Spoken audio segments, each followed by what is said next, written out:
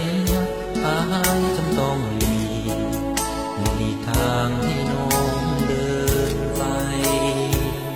ครั้งนั้นครั้งนี้ที่พบผ่านอายแทบอดกันไว้บ่ได้อีกเพียงครั้งเดียวครั้งเดียวดวงใจวอนน้องอย่ากระทำสิ่งใดที่น้องนั้นเคยทำผิดขอให้น้องเลิกมันด้วยจิตแห่งความสำนึกบาปกรรมแม้น้องนั้นคิดอวดทะนงว่าตัวเป็นหงส์สุดแสนงามแอบมีคู่ควงหลายคนประจำจะซ้ำเมื่อความงามสิ้น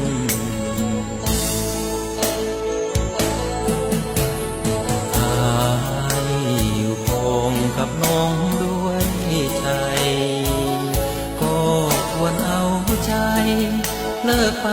สร้างหอยมนทินอายยอมสละพักอื่นมาเพื่อน้องทั้งสิ้นเอาความดีล้างห้วยมนทินให้พยายามมินบ่หวั่นบ่ไหว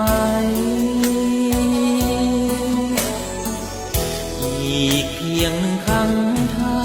ยังให้เกิดหักอายนี้ก็คงระเบิดแต่พังความหวังทลายแม่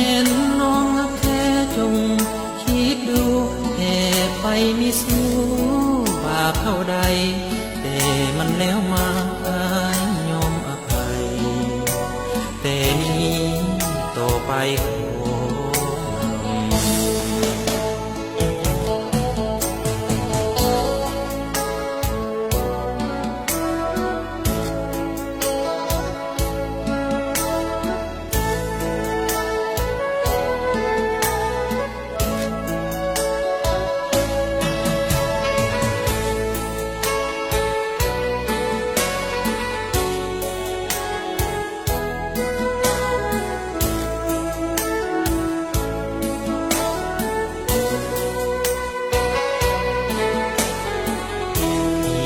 เพียงครั้งถ้า